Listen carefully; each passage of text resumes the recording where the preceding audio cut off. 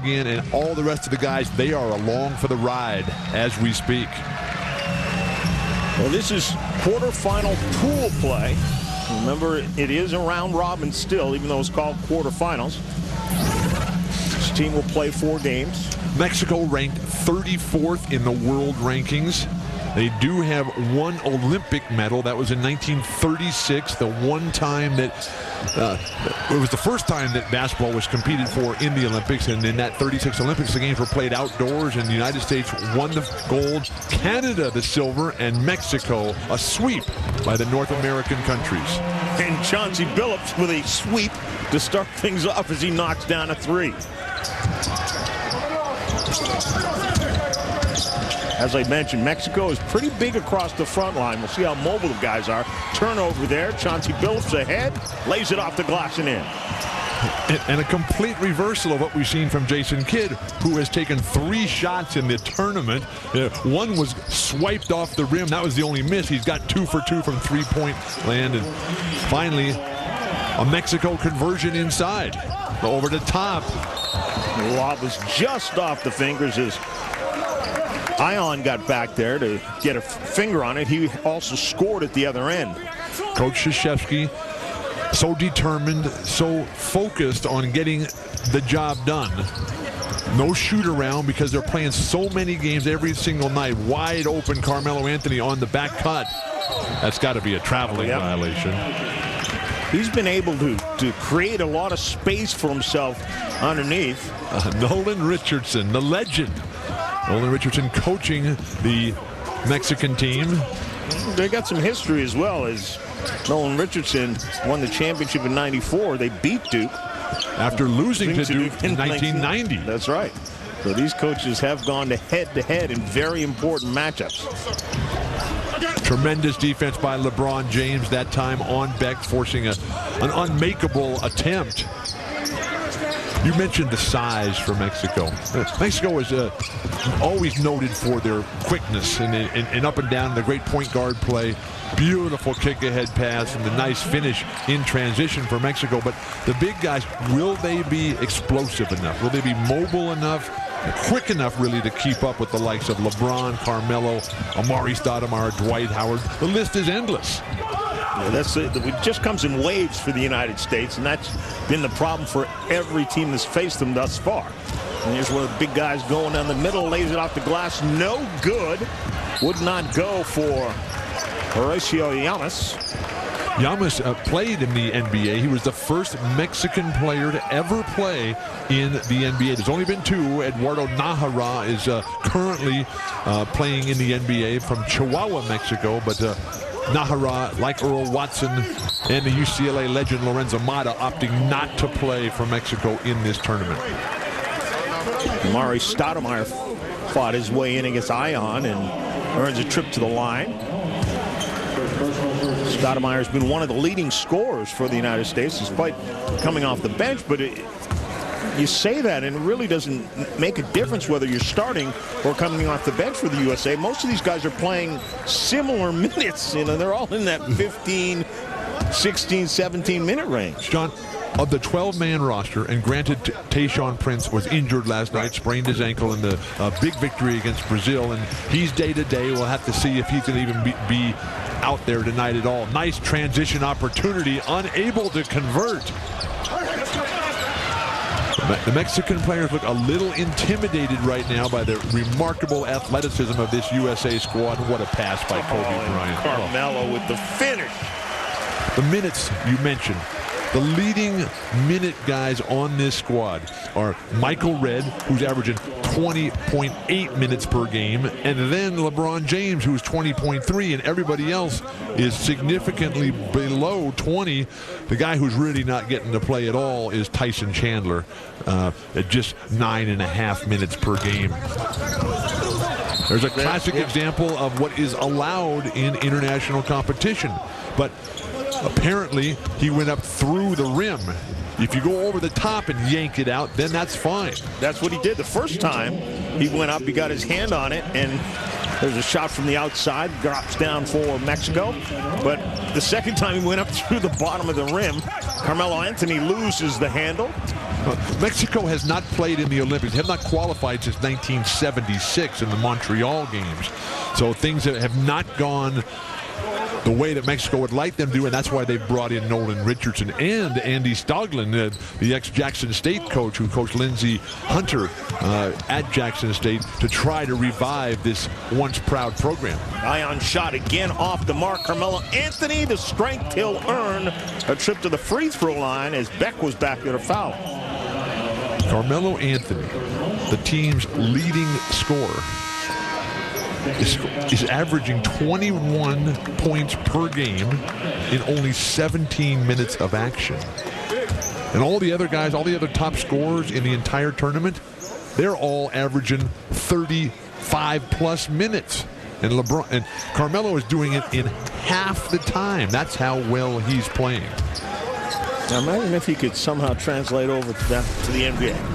Imagine coach would love that. But we talked about the differences in the rules, and really the goaltending, it really hadn't come into a factor that much until last night's game. It was a big thing, and we've seen it early here tonight. As the United States players who rarely play under international rules, as they get more used to it, then they're going to start attacking that rim more from both ends, offensively and defensively. You can go up there and spike that ball through when it's just hanging on there, when normally you have to exhibit such patience. The outside shot not going. Can Chauncey Billups get this team going into transition? Something that was very difficult for the United States last night against Brazil, which was able to make the United States play a half-court game. Carmelo Anthony continues to shoot it so well. So he's doing it inside and outside, creating a lot of space for himself. 8 points already for Carmelo Anthony in 3.5 minutes. Every game it's like this. And I think this is one of the things that's hurting Kobe and LeBron, is that they're so used to the game being brought to them. All the players for Cleveland and the Lakers, they come up and say, hey, look, we've got to get these guys the ball over the course of the game. So Kobe and LeBron, they don't start the game as explosively as you normally would think. Carmelo, who has been playing now international ball for the United States for seemingly forever, he's got it all figured out. He's also the leading rebounder for the United States. Remarkable for a small forward. Hernandez with that last bucket, and then he also comes up with the steal for Mexico. Swinging around the outside, and gamble there by LeBron James won't go. And back with a nice lean in and a finger roll. If you're Krzyzewski, you tell your guys gamble on everything, because the United States is bigger, they're stronger, they're more athletically gifted, and they're better basketball players. Get this game going up and down. Kobe Bryant from literally half court. That was beyond the NBA three-point arc by some. But Mexico is hanging tough in there. This is a team whose realistic goals are to get to that 3rd, 4th, or 5th spot so they can get into the pre-Olympic qualifier next summer, which is a second chance deal. And penetration by Beck will earn him a trip to the line. Three-point shooting has been the Achilles heel of Team USA over the last several international tournaments, but as you can see, it has not been a problem thus far in Las Vegas. They're on fire. And the United States, looking at all the statistical categories, they are so dominant and so far away, the best team in this tournament. Brazil, which was considered to be the 2nd best team, they were pounded last night by the United States. And Brazil, they come out and they get run off the court tonight in Las Vegas by Puerto Rico, a team that struggled in the first round of pool play. Which you kind of called. We talked about that last night, how Brazil would respond to being pounded after looking so good in their first 3 games, and you said there could be a letdown. Basketball is a game of psychological, emotional confidence, but it's also a game of momentum. And when the United States took everything away from Brazil last night, Mike D'Antoni had a brilliant comment when Barbosa just had the woeful 4-point performance. He said, this in the long run will be good for him because it'll make him grow up and become a man sooner. But for Brazil, it did not carry over and did not happen quickly enough for Barbosa, whose team was absolutely torched by Puerto Rico. Puerto Rico starting to play some better basketball right now, and they'll be the United States opponent tomorrow night. Kobe Bryant goes up and looked like he double clutched on the shot, but got fouled. Clearly hacked across the arm. Parada hit with the foul. Everybody on the team is so happy for what's happening with Kobe right now, because this is a guy who's had nothing but trouble since the Lakers' last championship, seemingly a lifetime ago. And with all the ups and downs, the injuries, the legal troubles, and the changing the body size and the weight, the 18 pounds less right now than he ended the season just 4 months ago. His work ethic, his determination, his leadership on and off the court, that has been the contagious driving factor to make this team having so much fun. And everybody wants to just get more of it. Another big rebound for LeBron James, and then he just glides his way to the hole and throws it down. Plus the foul. The strength of LeBron.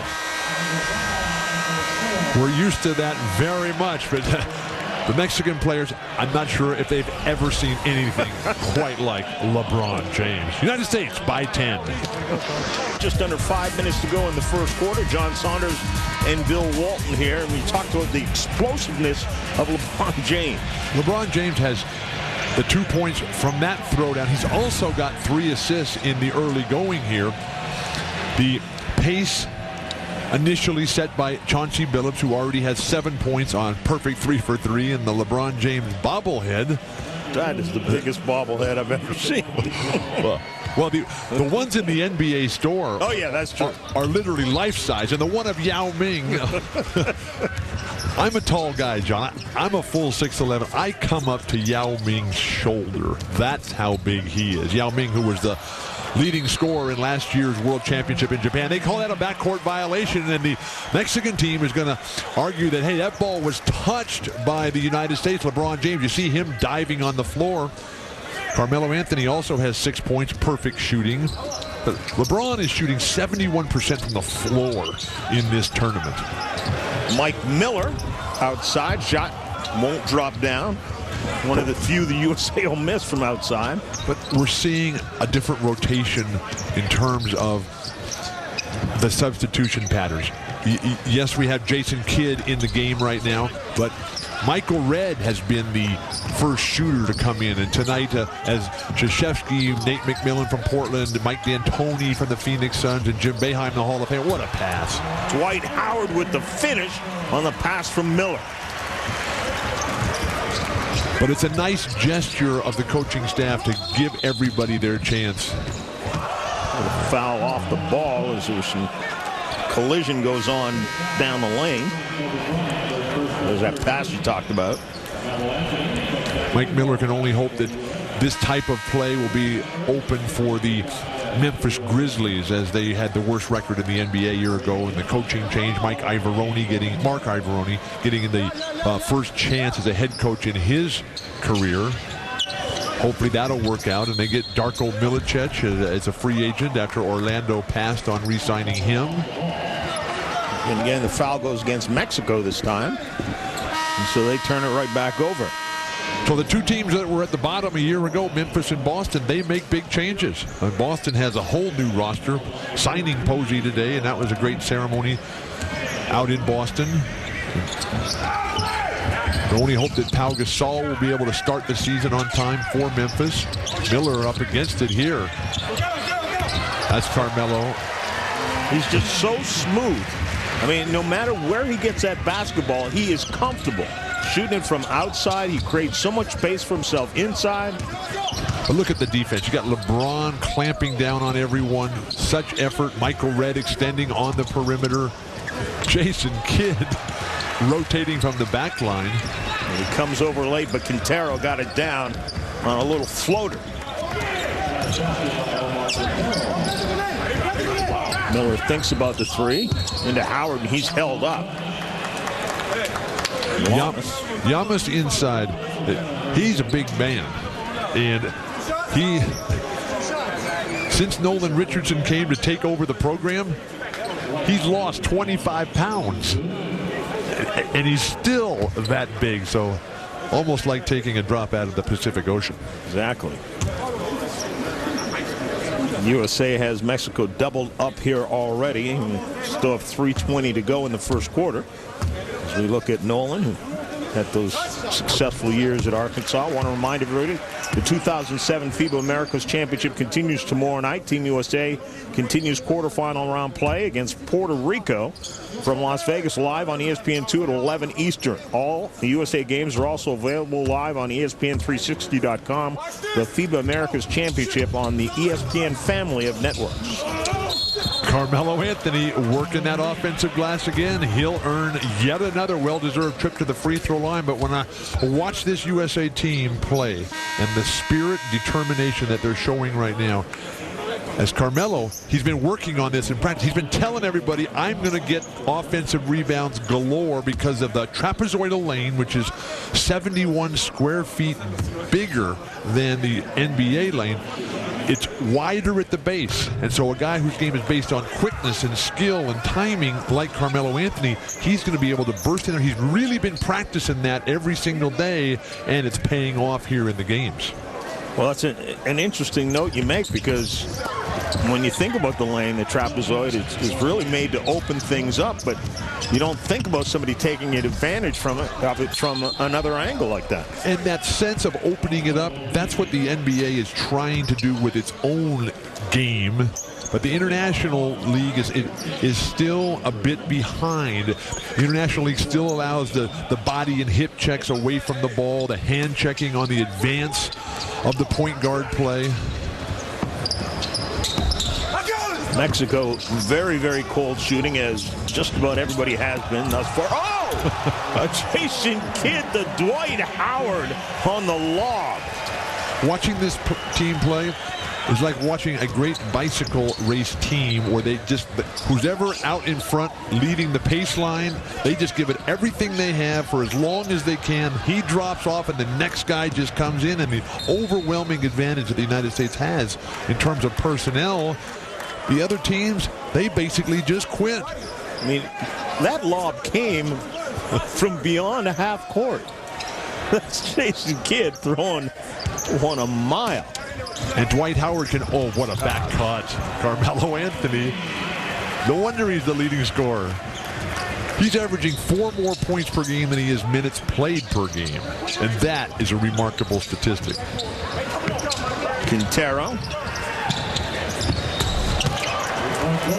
Mexico, which is the world's largest Spanish-speaking country with a population of 109 million people. Another throwdown here, and this is getting out of hand quickly. Mexico just they're conceding in the basket area. Back from outside, won't go down, and Howard seals a rebound with one hand. Wide open was Michael Redd. He buries a three. Notice how the game has changed with Jason Kidd in. No disrespect to Chauncey Billups, who has the world championship that Jason Kidd doesn't have in the NBA from the Detroit team when they beat the Lakers a couple years ago. Nice move there along the baseline by Beck. But when Jason Kidd is in that game, it's moving faster, and the ball is being kicked ahead time and time again. And when you have the unselfishness of your top shooters like Michael Redd, who is the second leading scorer, and the guy who's leading in minutes played per game, the United States firing on all cylinders right now. And the question is, what kind of adjustments can Mexico make?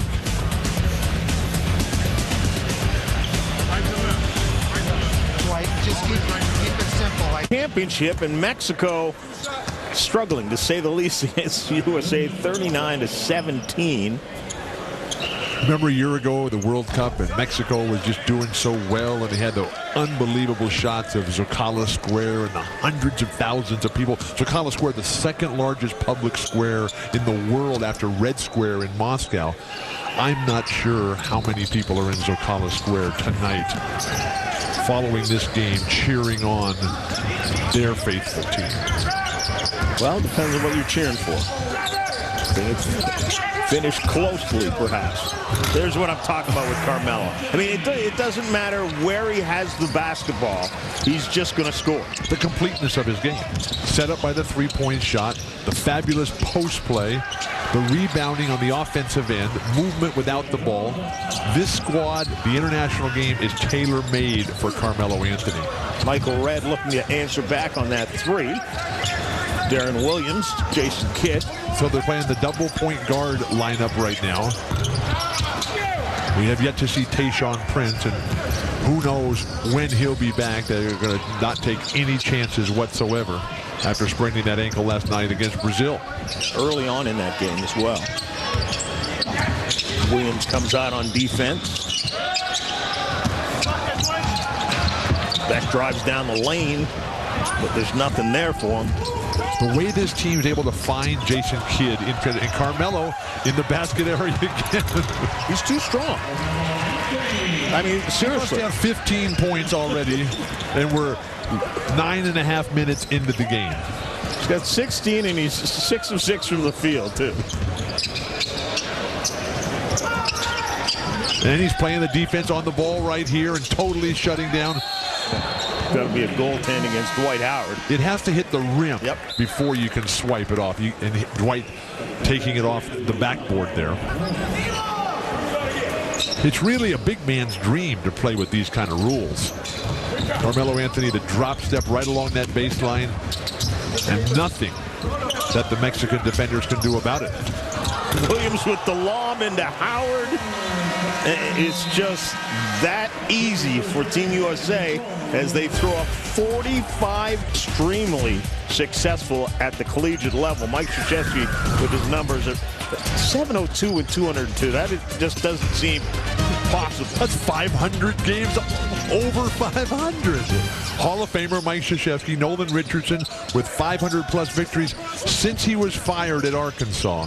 He has not interviewed for a single head coaching position at the college level. He coached Panama for the World Championships last year. And Nolan, who speaks fluent Spanish, having grown up in El Paso, Texas, right on the Mexican border in one of the barrios there. He went to Bowie High School, and he was part of the integration in the 50s when they merged all the different cultures there. And nice to see Nolan back in the game. We will have a feature on Nolan Richardson at halftime, but that is amazing to believe that nobody has tried to grab Nolan Richardson as their head coach at a college basketball program. 40 minutos de infierno. 40 minutes of Hades. Except it's been 40 minutes of Hades the other way. And that's the goal of the United States team, is to reverse that sequitur. Parada calling for the ball. He had it earlier and threw it back out. Adam Parada is an outstanding basketball player, as Mike Krzyzewski. It's hard to tell that his team is up by a margin of, what is that, 22 points there? You got it. See, you said you couldn't do that. Quick math anymore. When you're playing in these games, it's important not to ever look at the score and just keep playing every single possession. But Parada is one of those fine players, grew up in Los Angeles, in the Alta Loma area, east of downtown. Nice dump down pass. Offensive foul. Amari Stoudemire can't believe it. But Parada went on and started the University of Irvine. The Anteaters played 4 seasons there before moving on to the national teams. Been on the number of NBA teams, Summer League, in training camp. Spent some time with the Lakers. T-Wolves and the Spurs as well. Yeah, he has some experience playing against NBA players. Oh, that'll be a goaltend against LeBron James. LeBron James has got 2 of his international teammates for the Cavaliers, unsigned restricted free agent Anderson Varejao, who is sitting this tournament out waiting to get that contract offer from the Cavaliers, and then Sasha Pavlovic, who is yet to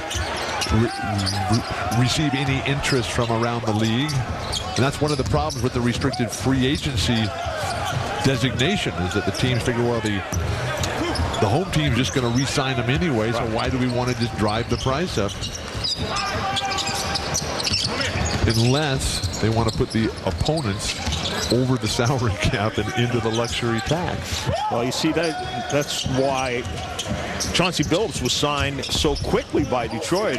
You know, he's unrestricted free agent and very, very quickly signed by the Pistons. He did want to stay there, but Pistons didn't want to see if anybody had any interest, make sure they had him locked up. You can't let a player like Chauncey Billups leave. You know, he's literally the heart and soul of the team, along with Rip Hamilton. And again, problems for Mexico as they get it up on the iron and too quick the other way. Michael Redd lays it off the glass, good and in. 6 straight days of games. The United States realizing the importance of taking care of business early so that they don't get bogged down. All the other teams, the games have been going deep into the end of regulation before they've been decided, so these players are getting worn down. Some of the comments by Leo Rottens, the coach of Canada, hitting so close to home.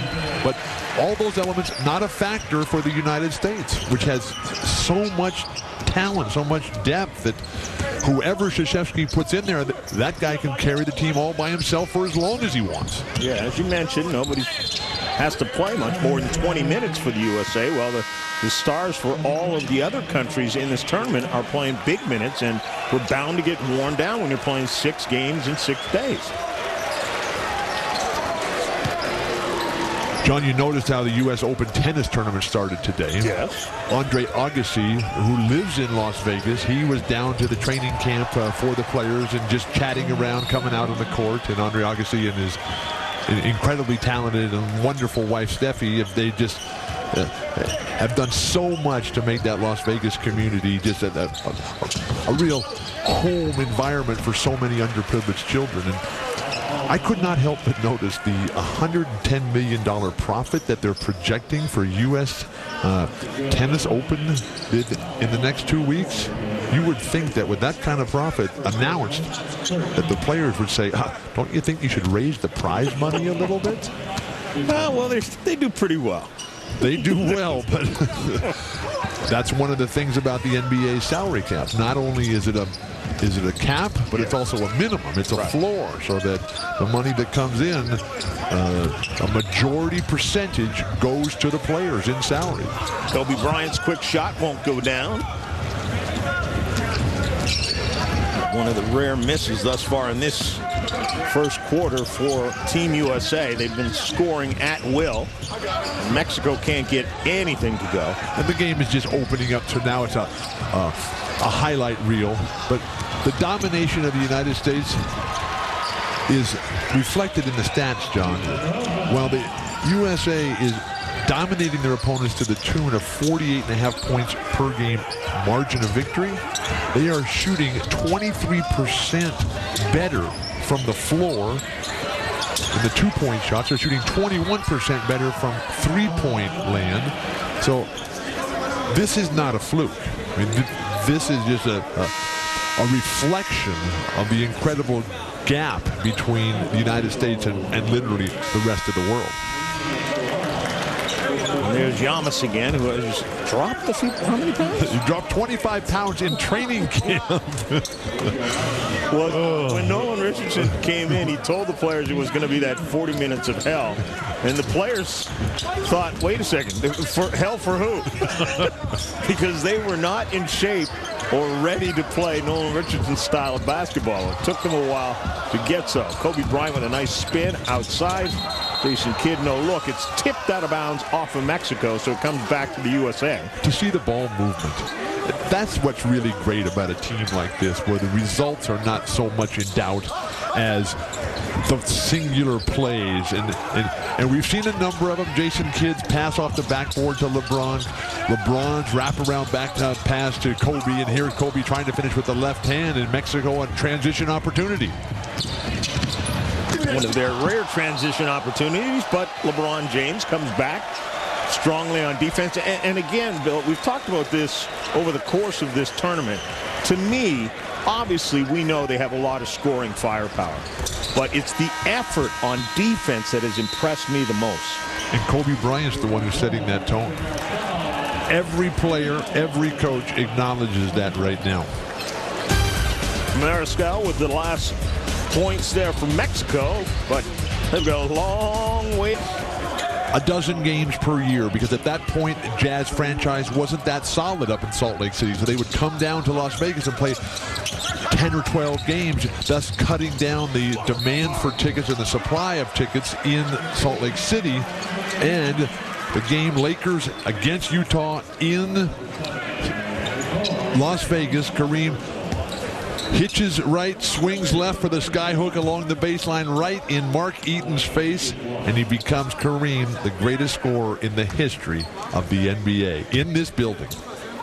And we just saw who's the greatest scorer in the history of this building this week, at least, and that's Carmelo Anthony, because, again, just muscled that one up, plus gets the foul. And Carmelo is really taking advantage of the fact that the other team, they can't leave Kobe Bryant, and they can't leave Carmelo Anthony, and they can't leave Dwight Howard or Amari Stoudemire. Again, Krzyzewski is really experimenting a lot tonight. Kobe Bryant, a very difficult shot attempt, and gets in the referee's face a bit there. Couldn't help but notice the information today about the NBA referees convention that was held in Los Angeles this past weekend, and the stories about what's Tim Donaghy going to be saying about the rest of the referees. And I thought that David Stern handled it absolutely perfectly when he said, why would anybody believe anything Tim Donaghy says? Excellent point. But you would think that if Tim Donaghy was going to try and bring down anybody else with him, he would have done it already. I think we have heard the last of Tim Donaghy for some time. We can only hope.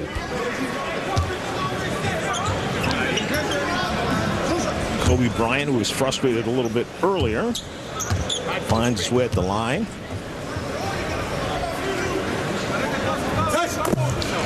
One of the issues that the Mexican players are dealing with is that Hurricane Dean just ravaged through their country. I mean, overall in the Caribbean and Latin American regions, 29 deaths from Hurricane Dean, and 12 of those deaths in Mexico itself.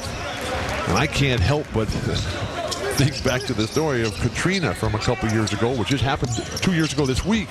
And Mexico, out of the kindness of their heart, they sent drinking water to New Orleans. Now that is a turn of events. Yes, well, we also got aid from Cuba. Yes. So if you want to talk about turn of events,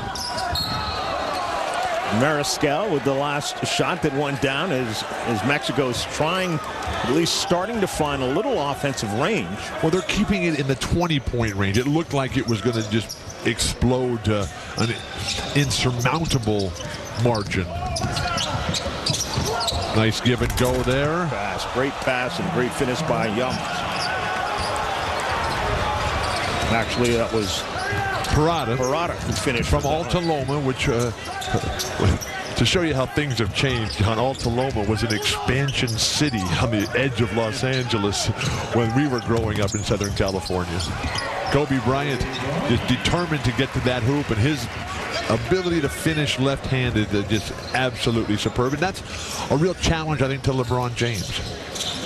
Is that LeBron, who is so predominantly right-handed right now, can take something from Kobe, who's 5 or 6 years older.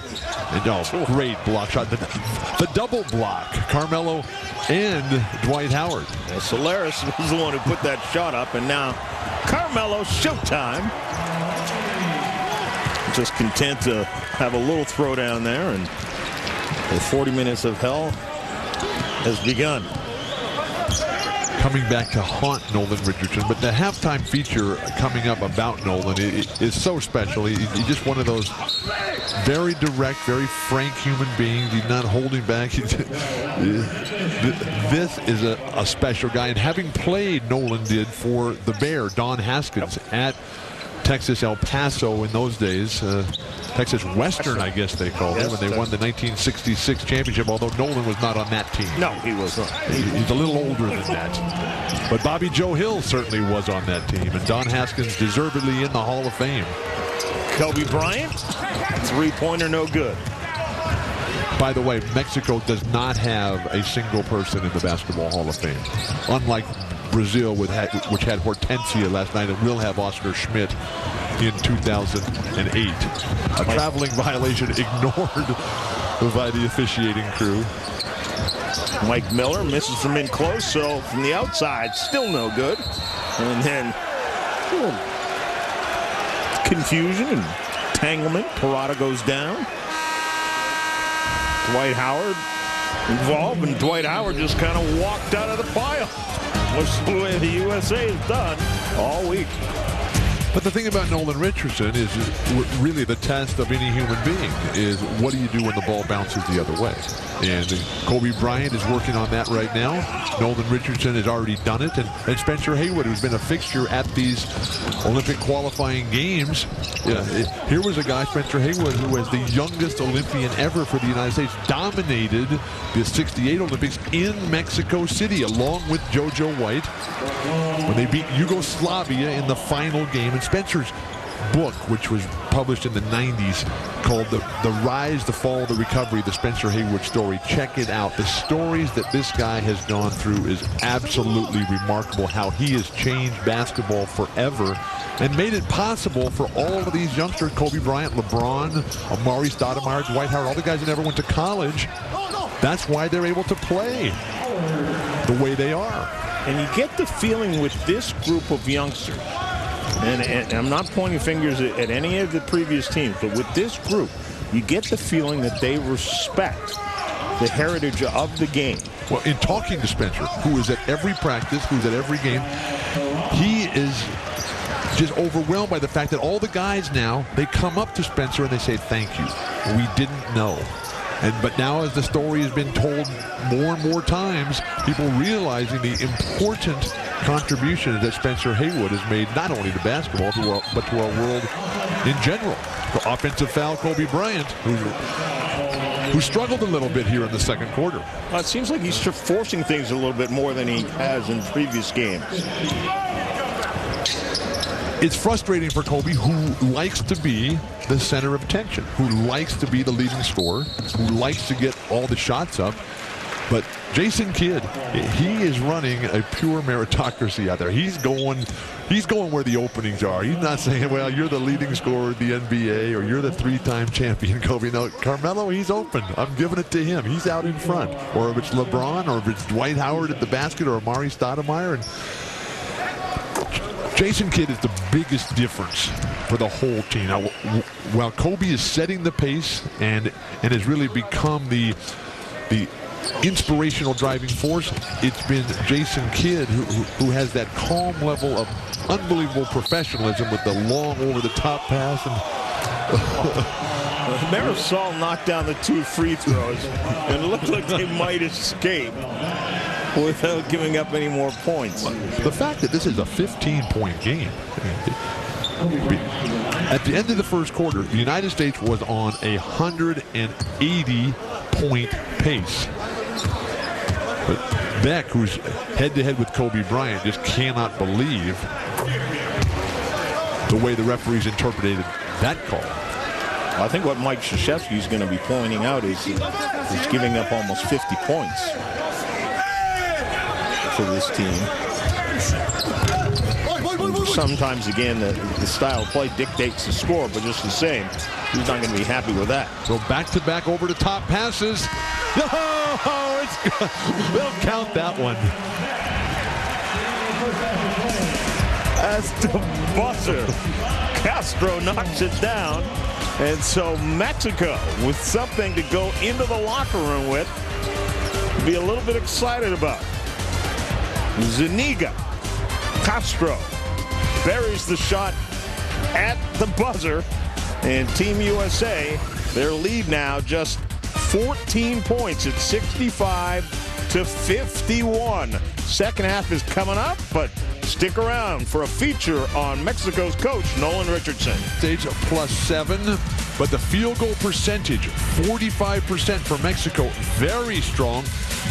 57% from behind the arc for Mexico, while the United States slumping a little bit, shooting only 43%. We say only 43%. they have been shooting the ball so brilliantly. The shocking news, though, is that the United States was outscored in the second quarter by 8. The second time that's happened in this tournament. Virgin Islands in the second game in pool play last week outscored the United States 26-24 in the second period. Chauncey Billups back at the helm to start the third. And the second chance for Chauncey has missed driving along. Carmelo Anthony loses it, gets it back, dumps it down, and Amari Stoudemire with the finish.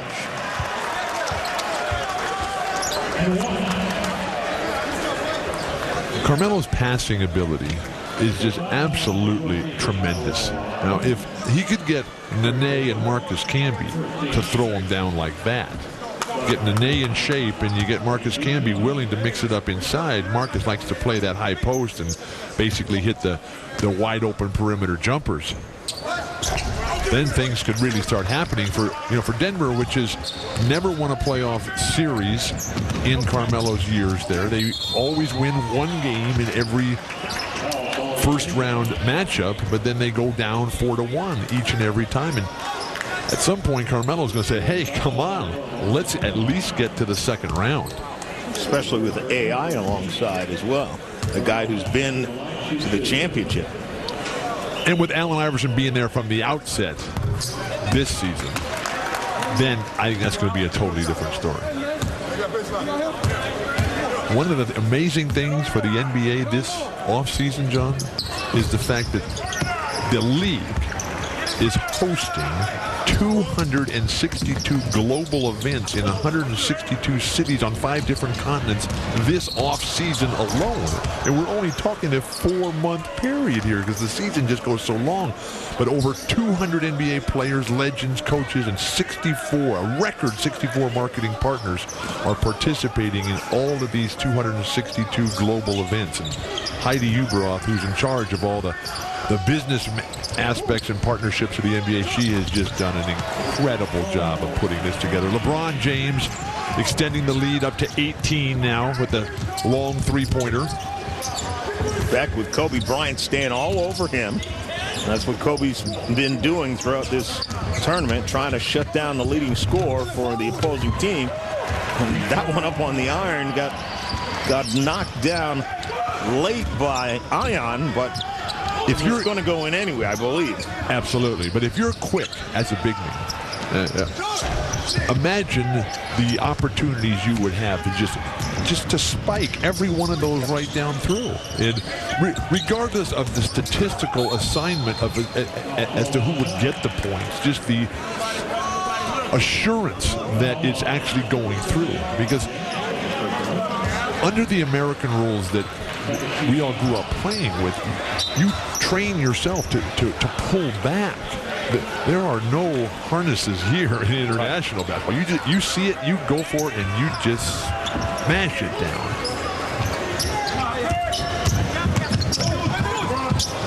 Space being created momentarily from Mexico. Yamas from the high post. The big guy. We used to play a lot of basketball in Tijuana.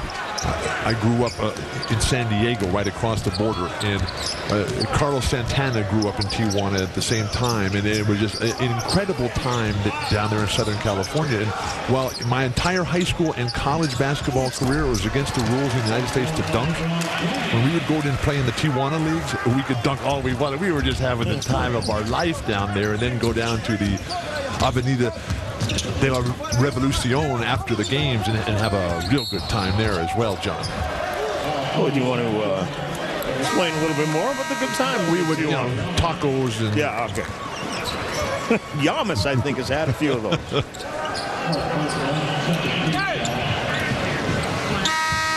White is it that Mexico has been able, I mean, the United States has 74 points. Realizing we've just under 8 minutes to go here in the third quarter. But Mexico is managing to score at least at their pace since the first quarter. And they're on a pace to get near 100 points, which nobody has come close to in this tournament so far. I think, oh my God. Kobe Bryant. The windmill.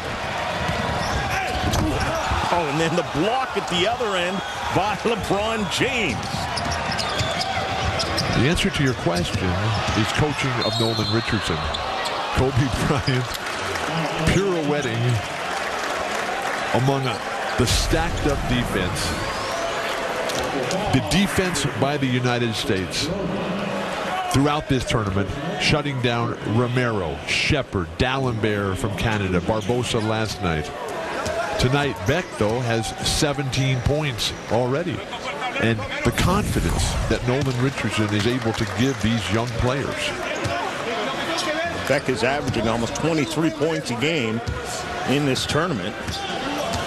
Speaking of Kobe Bryant's pirouette, did you see that Mark Cuban is a candidate for Dancing with the Stars? Oh, no. Yes, and they're going to announce the final roster on Monday morning on Good Morning America, yes, and I'm hearing that Mark Cuban is up as one of the competitors, and even though Mark is just recovering from hip replacement surgery. Chauncey Billups just too strong. Now, I like Mark Cuban a lot. Oh, I love Mark Cuban. But I don't want to see him dance. I don't want to see him dance.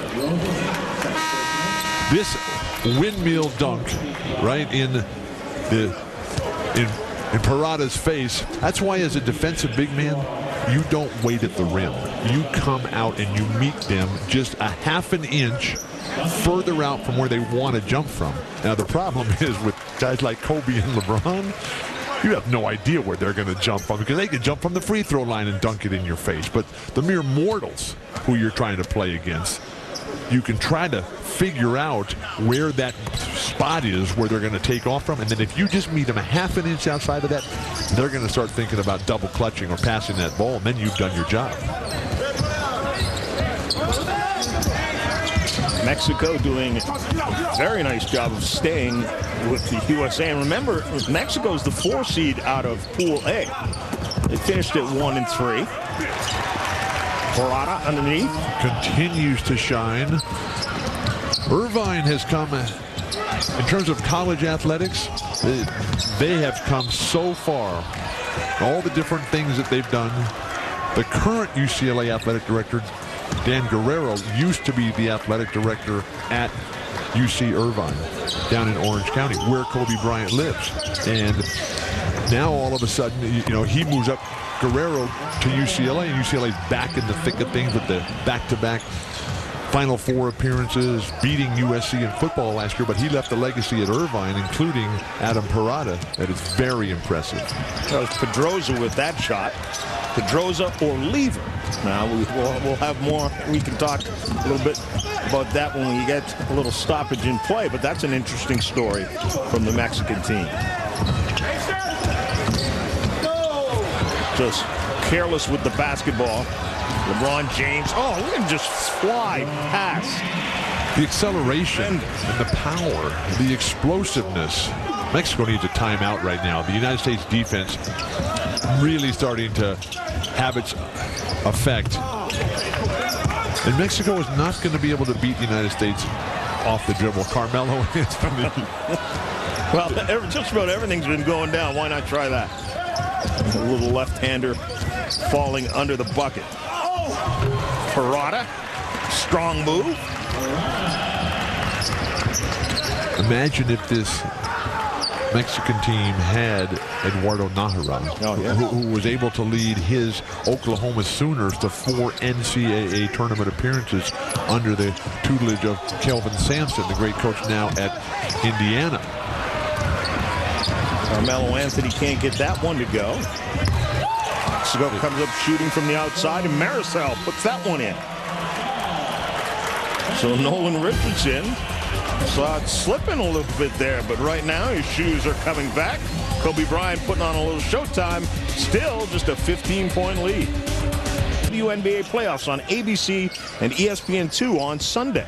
How about Indiana coming back tonight against Connecticut? They were down 22, and they come back and win the deciding game in the WNBA playoffs. This has been the best WNBA playoffs that I've ever seen. Even though the Houston Comets and the Los Angeles Sparks are not involved, this has been some tremendous basketball and a perfect demonstration right there of the cylindrical aspect of above-the-rim play in international competition. No one's trying to figure that one out. Says my guy got hammered, and we get called for a travel. That never happened to Corliss Williamson. Big nasty. Oh, what a quick move by LeBron James going to the left hand. But who will ever forget how in 1995, after they won the championship in Charlotte, when they beat Duke, which was the last time the Final Four was ever competed in a regular arena. Ever since '94 in Charlotte, they've always been in the domes. But the very next year, UCLA, without their point guard, they run Arkansas, Nolan Richardson, and they turn big nasty Corliss into big sissy out there as George Cedic just takes it right to Corliss. Oh, what a night that was. Jim Herrick was the head coach there on that night. And again, Parada with another use of the glass.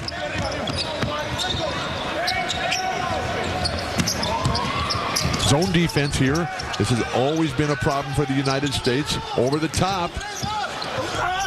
Howard can't get it to go, but again, second chance points. They're getting their own rebounds easily. Dwight Howard treating the defenders there like bowling pins. He just gets the ball and turns, and bodies fly off him.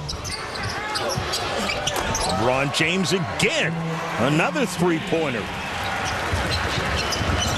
The camaraderie on this team, the happiness for the success of others, the maturity of these youngsters. A very, very young team for the United States, buoyed by the fact that they got Jason Kidd and Chauncey Billups. And Castro able to fill it up, a possible four-point play opportunity here. John, the United States' smallest lead at the end of the third quarter in any of the games played to date here in Las Vegas has been 41 points. So Mexico coming in tonight as prohibitive underdogs, doing a very nice job on the offensive end. The fact that, I mean, the United States keeps threatening to run away and hide, but they don't. Well, Mexico is scoring. And the fact that so many of these guys live in the United States. Never forget that there are 44 million Latinos in the United States, with 15% of the population, with a purchasing power of $800 billion per year. And you're talking about a very sizable force. Michael Redd comes up with another miss, and Mexico has this under 20 into Parada. Strong move off the glass. It's good.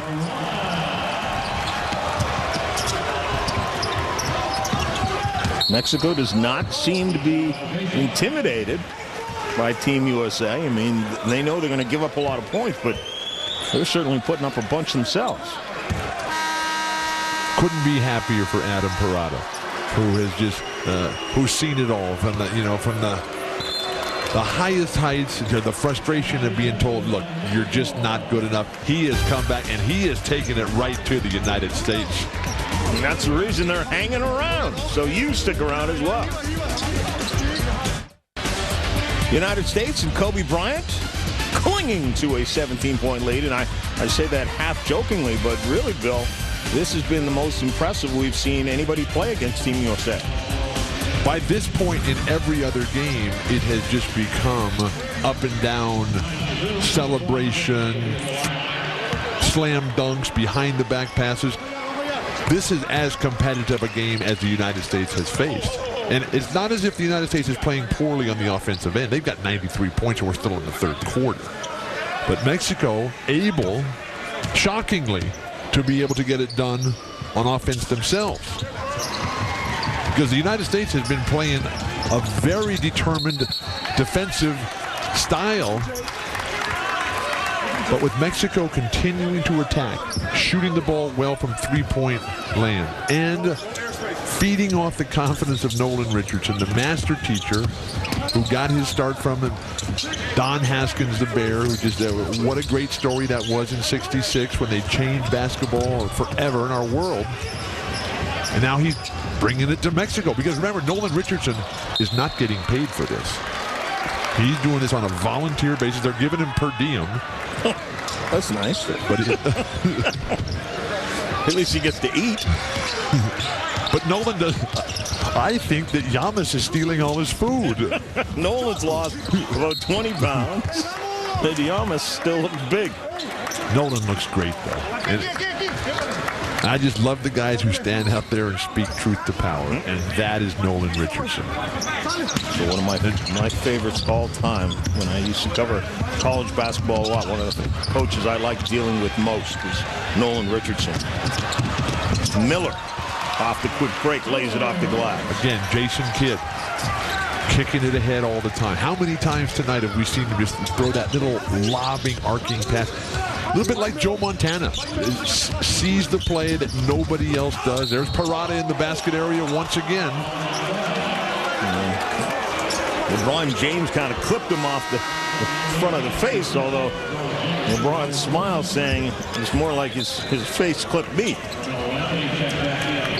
Eduardo Nájera not playing, but this is a guy who is really the face of Mexican basketball. I mean, he has at least 8 endorsement deals, which puts him in an elite international class with other high-profile guys like Yao Ming from China, Tony Parker from France, and Manu Ginobili from Argentina. And one of Eduardo Nájera's endorsement deals in Mexico is with Gatorade. And of most interesting note, Gatorade, an international conglomerate there, Mexico accounts for more than 1/3 of Gatorade's international sales. So he is just everywhere throughout this beautiful and wonderful country, Mexico. Michael Redd with a double team now. Swings out of it.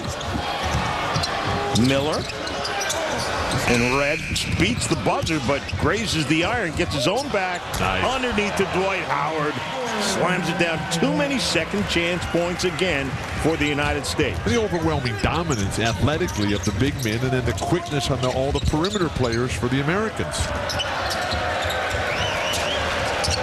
Mike Miller doing a nice job defensively, denying the guard to forward entry pass to just totally shut down the offensive attack from Mexico, and Jason Kidd pokes that one out of bounds. He poked himself in the eye as well. That was a nice drive by Beck. But the defense by Michael Redd. Nolan Richardson just shaking his head saying, oh my gosh, these guys are really good. But I think that the confidence that Brazil lost last night, Mexico is gaining confidence here. And while so much of the competition is really for that 3rd, 4th, and 5th spot, as the United States clearly the best team, looks like Argentina Clearly the second best. It looks like it. Well, Scola and Delfino, not the top tier players for Argentina. They're playing extremely well. And Brazil goes down tonight. And so that's back-to-back losses for Brazil, and to try to get that 3rd, 4th, and 5th spot for a lot of these countries to get into the next summer's qualifying is really the goal. And hey, maybe Mexico can squeeze in there, but the view from here is that those positions will be Brazil, Canada, and Puerto Rico. Well, Puerto Rico, the way they played tonight against Brazil, I mean, there's reason to believe that perhaps, I mean, they'll be coming off a high playing the United States tomorrow night. Right back at Carmelo. And a factor in that Puerto Rico game tonight against Brazil is the fact that Puerto Rico saying, you know what, tomorrow night we're playing the United States. If we want to get a victory early on, we better get it tonight. Otherwise we'll be 0-2 in the second round of pool play. And I'm really glad that you explained all those point systems that lead to the standings. It is interesting. You get a point for a loss. So you're rewarded just for showing up. John, I don't know if you're old enough to remember the old CBA days when you used to get a point for winning the quarter. Well, I'm old enough. Of course. Absolutely. And here you get 2 for a win, 1 for a loss. Your wins from the first round carry over, but only against the teams that made it to this quarterfinal round. Only 2 teams have been eliminated so far. The Virgin Islands, Panama. And Panama. Panama, the team that Nolan Richardson coached in the World Championship a year ago.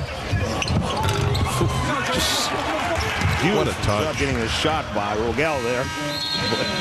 And the USA will not get a shot off at the buzzer. And so again, from the feast, throwing it down, jumping over 2 defenders, and the ball right on the mark by Jason Kidd.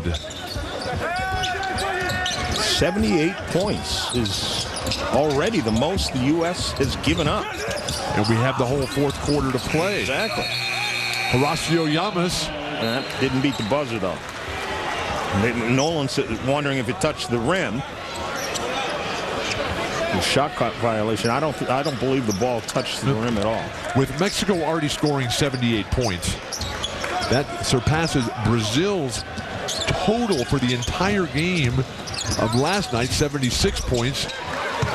Very nice turnaround jumper by Dwight Howard. It's like if he can get that shot to fall regularly, then the Orlando Magic can become serious forces in the playoffs, not just one and done like they were this year, swept by the Detroit Pistons. Marisol with that 3-pointer, and then no conversion at the other end for Carmelo Anthony. Carmelo just was shocked that he was that wide open. The defense completely breaking down, but an air ball and a layup, and Llamas just can't bend over enough to get that ball from Pedroza. Pedroza, the son of Anthony Fat Lever, the great guard from the Denver Nuggets and Arizona State University. Well, it's an interesting story because he didn't know his entire life that Fat Lever was his father. His mother and Fat Lever were high school sweethearts. In Tucson. Yes, and then when Fat Lever went to go play college ball, they split up.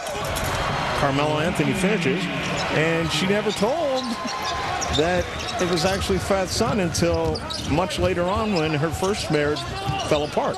To Mr. Norwood, and then when that ended in divorce, she realized that it was time to tell everybody what was really going on there. And so now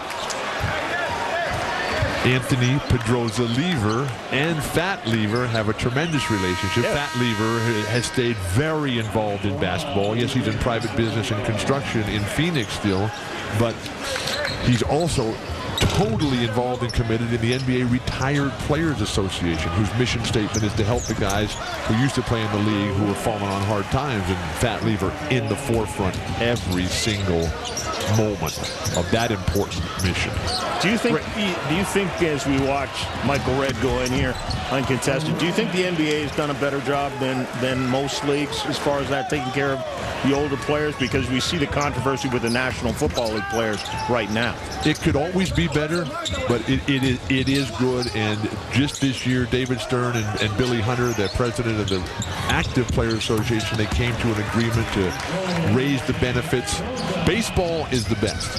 Baseball, the job that Joe Garagiola has done for decades. And what a throwdown by Carmelo Anthony and the primal scream there. But basketball has done a credible job. You always want more, but the leagues are under no legal obligation to go back. I mean, this is the moral question of what do you do for the guys who founded the game. That shot well off the mark that time. Oh, great pass by Jason Kidd into Dwight Howard. You know, okay, you guard him, okay? You just don't get second chances like that in the NBA. These guys are just, look at this, 9 of 10 from the field for Dwight Howard. USA is qualifying for the 2008 Olympics continues tomorrow. Their quarterfinal round play against Puerto Rico from Las Vegas, live on ESPN2 at 11 Eastern. Then on Wednesday, the USA faces Uruguay live on ESPN2 at 11 Eastern. Thursday, the USA finishes up quarterfinal round play against Argentina live on ESPN2 at 12 a.m. Eastern. All USA games also available on ESPN360.com and the family of the ESPN network. Adam Parada again, the turnaround jumper. We have seen a lot from Adam Parada. He has earned another chance at an NBA squad just off this performance tonight. But the NBA, John, goes way back with its relationship with Mexico. Over the years, the NBA has played a total of 18 games in Mexico. First one being back in 1992.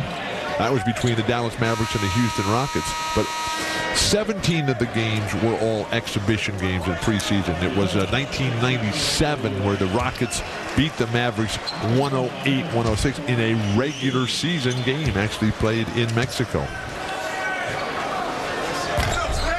Sadly, there are no NBA games scheduled for this upcoming season, regular or preseason.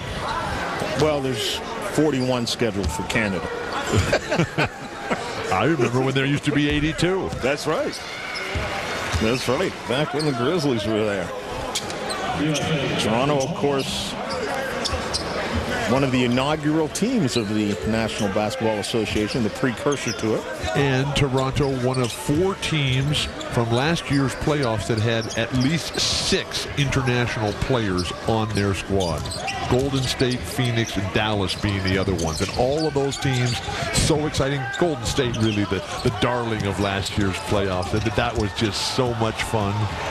Oh, to watch the way they were playing, and you can only hope that they can come to a contract agreement with Don Nelson. Oh, you've got to believe that's going to happen. Well, behind the back, Kobe Bryant can't finish left-handed. Amari Stoudemire puts it up on the iron and gets it to drop down. Kobe has not shot the ball well tonight. No. He's one of the few players who doesn't have a high percentage. But John, you growing up in Toronto and having the Canadian roots, you probably don't know about one of the true world treasures that Mexico has, and that's the Baja Peninsula. The Baja Peninsula, the 3rd largest or longest peninsula in the world after the Kamchatka Peninsula in Russia, the Malaysian Peninsula in Indonesia. But they opened the Baja with a paved highway in 1974. And now, we used to go down there on the dune buggies and the Jeeps, but then when they made the paved road to have access to places like Mulegé and Loreto and La Paz and Magdalena Bay and Todos Santos and the East Cape, Cabo Pulmo and Cabo San Lucas. Oh, what a place that is. That should be a World Heritage Site, the entire peninsula. The Sea of Cortez, the book that Jack London wrote about his journey down there in the early 1950s, the log from the Sea of Cortez. Truly one of the special places on all the earth. Well, Cabo San Lucas right now is about one of the hottest real estate places there are in the world. 108 million people. The capital, of course, is Mexico City. Peso is the currency, and the language is Spanish. Of course, Spanish conquistadors coming over. And they have the world's richest man. Yes. Mr. Slim. And he's not slim on cash. No, he has taken over unquestionably from Bill Gates as the world's richest man. In fact, his percentage of the Mexican gross domestic product is equal to the combined fortunes of the Rockefellers, the Vanderbilts, the Astors, the Carnegies, the Stewarts, the Weyerhausers, the Goulds, and the Fields at the height of the robber baron era back in the late 1800s. Just absolutely incredible. He has 14% by himself of the Mexican economy. Mr. Slim, check it out in today's New York Times. An unbelievable article by Eduardo Porter.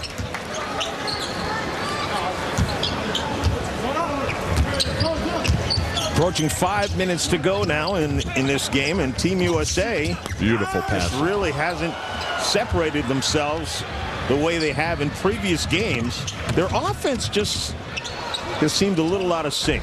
Chauncey Billups for 3, no good. And basically also, they're just not shooting it as well as they did. It's very hard to sustain excellence when the opposition is not your motivation. Avila with that shot is Nolan Richardson's squad just hasn't looked the same as they have in earlier games. Incredible pride in the Mexican culture and the spirit. I mean, imagine if this was a soccer game and how that would play out, and the tables were turned. Now, granted, the United States is coming up in soccer. Yes. But so many of the top athletes in this very populous country of 109 million people, which also is the 12th largest economy in the entire world. Things are happening there. The bitterly contested election that was just held last year between Calderon and Obrador. I mean, there were just demonstrations in the street, and that was very intense. Well, you mentioned soccer. It's becoming a huge rivalry between Mexico and the U.S. A very bitter rivalry as well. Parada puts it in, plus he gets fouled. And I like that bitterness in the rivalry. It's, it's nasty, though. Yeah, but some of the American players don't like playing down there. That's what makes it fun. And particularly when you don't know who's going to win. Now, I was privileged a couple years ago to be in Dallas the first night of ESPN Deportes. And there was, Eduardo Nájera was there. Then he was playing for the Mavericks, and it was just a fantastic celebration. And Rosalind Sanchez was there, and she sang so beautifully, and it was just a wonderful time to bring the whole Latin culture into the ESPN family, and just one of those memorable nights in what has turned out to be now an 18-year broadcast career. Who would have ever thought? Well, just about everything ESPN has touched, we know what it turns out to be. So no surprise there as well. And like you said, with the Latin American population, no surprise Deportes has taken off. Beautiful give and go. Have to finish that. And that'll be the next step as Mexico tries to get to that world elite level. They have played better than their 34th ranking, where they are currently standing in the world. The United States, a clear #1. I mean, I'm not trying to say that the USA has played poorly tonight, but I am going to ask you this question. Is there any shot that Mike Krzyzewski and his staff has to ever, the rest of this tournament, worry about a little complacency setting in, knowing how much better they are than everyone else? That's always the problem. And that's where your level of professionalism, pride, and self-motivation comes into play. But what happens? Amari. What happens when you beat the team so badly? There's no longer a question, John, as to who's going to win the game. And so now it comes down to, okay, who's going to be the force that really pushes us every single possession? And Kobe's been doing that. Jason Kidd's been doing that. Carmelo's been doing that. But I don't think it's a case so much of the United States playing poorly tonight. How can you play poorly when you got 123 points? I think Mexico has played well. And that's been the biggest surprise to me, because this is not a team, Mexico, that's at the same level as Argentina or Brazil. But with Prada playing well, with Beck playing very well, then you got a situation where everybody else says, hey, if they can do this against the mighty Americans, anything is possible out here. Well, that was the question I was going to ask you. We talked about Brazil being demoralized in their loss to the United States and then coming up short against Puerto Rico, actually getting clobbered by Puerto Rico today. What can Mexico take out of this? Are there moral victories here? Chauncey Billups coming from out of bounds. Moral victories in the sense that it's something to build on. You don't get anything out of this other than, hey, you know what? The light bulb going on. Get a point. You get 1 point. The lightning bolt flash that sears across the smoking crater says, hey, we can do this. You know, yes, we're going down big time in terms of points.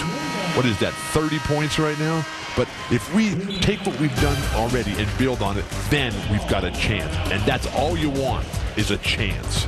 Omari Stoudemire with a little showtime of his own. We've got under 2 to go from here in Vegas. I played in a game one time, UCLA freshman game, a lifetime ago. The halftime score was 85-85, and the coach came in and just ripped us for playing no defense. And I looked at him and I said, this has been a great basketball game. The other team had Raymond Lewis on it. He had, I think, 49 points at the half. And sometimes if the other team is playing well, there's not that much you can do about it except get it back on the offensive end. And that's certainly what the United States has done tonight. He looked like he went up through the bottom of the hoop to get that and put it back in. I know you're allowed to get it off after it's on the iron, but you're not allowed to go up through the bottom. Michael Redd from outside. Michael Redd has struggled from long distance tonight. It hasn't been the perfection that we have seen and witnessed through the previous 4 games. But it's been more than good enough. And that's where you have to accept human limitations and frailties. Marisol with that last bucket. Reverse underneath by Michael Redd. He says, if I can't dial it long distance, I'll go that way. Darren Williams almost with a steal. Mexico now looking to get to the century mark. But they've already scored, Mexico, 26 more points than anybody else has been able to put on the board against the United States. That was Brazil last night with 76. Ooh, little skip, little walk got away with. Ball stays up on the glass, tipped back up and in. But Tyson Chandler just doesn't have the rhythm right now. He's playing just so limited minutes. You can't expect him to sit on the bench for 2 hours and then come in and be able to play the way he normally did as the NBA's second leading rebounder last year. Miller lines up a long 3. A short Chauncey Billups with the rebound, and that'll just about do it. So USA will dribble the clock out, and Mexico does get to that century mark, but still loses by 27. One factor we didn't talk about was the changing lineup tonight, and the fact that Jason Kidd playing with the second unit tonight, Chauncey Billups with the first, and those dynamics, they change everything. But with the United States, a convincing and clear victory tonight over Mexico by 27. Puerto Rico and Carlos Arroyo tomorrow night. Think back to the Athens Olympics, Game 1. Carlos Arroyo takes it right to the United States and hands them an Olympic defeat. Oh, man, Puerto Rico coming off a big win tonight against Brazil as well. We'll get back to Vegas in a moment.